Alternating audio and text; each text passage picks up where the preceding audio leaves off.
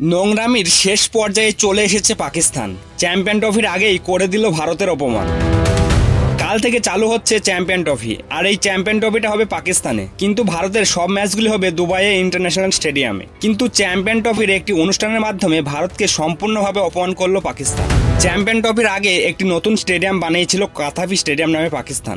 সবকিছুই নতুন করে বানায় চ্যাম্পিয়ন ট্রফির আগেই, কিন্তু পাকিস্তান ওই স্টেডিয়ামের মাধ্যমে এমন একটা কাজ করেছে যেটা কোনো ভারতবাসীরই পছন্দ হয়নি। যদি তুমি দেখো তোমারও অনেক খারাপ লাগবে। আমরা দেখেছি যখনই কোনো আইসিসি টুর্নামেন্ট হয় তখন যে দেশগুলি অংশগ্রহণ করে তাদের পতাকা স্টেডিয়ামের ওপর টাঙানো হয়। সেরকমভাবেই পাকিস্তানের স্টেডিয়ামেও পতাকা টাঙানো হয়েছিল, কিন্তু সেখানে ভারতের পতাকা বাদ দেওয়া হয়। বাকি 7 দেশের সবারই পতাকা ছিল, কিন্তু শুধুমাত্র ভারতের ছিল না। অনেকে বলছে ভারত তাদের খেলা দুবাইয়ে খেলছে, তাই তাদের পতাকা স্টেডিয়ামে লাগানো হয়নি। যদি তাই হয় তাহলে চ্যাম্পিয়ন ট্রফির অ্যাড ব্যবহার করার ক্ষেত্রে পাকিস্তানের পোস্টারে কেন ভারতের খেলোয়াড়দের রাখা হয়েছে?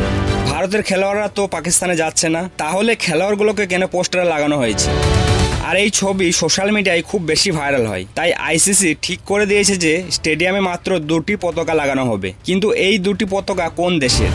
পিসিবিকে পরিষ্কার জানিয়ে দেওয়া হয়েছে যে 2টি দেশের খেলা থাকবে সেই 2টি দেশের পতাকা মাঠে দেওয়া হবে। অর্থাৎ ভারতের পতাকা পাকিস্তানে থাকবে না, কারণ একটিও ম্যাচ পাকিস্তানে খেলতে যাবে না ভারতীয় দল। তো বন্ধুরা, তোমরা যদি ভারতের প্রকৃত সাপোর্টার হয়ে থাকো অবশ্যই ভিডিওটি লাইক করে পাশে থাকবে, ও ক্রিকেট ভিডিওটি পছন্দ হলে চ্যানেলটিকে সাবস্ক্রাইব করে রাখবে।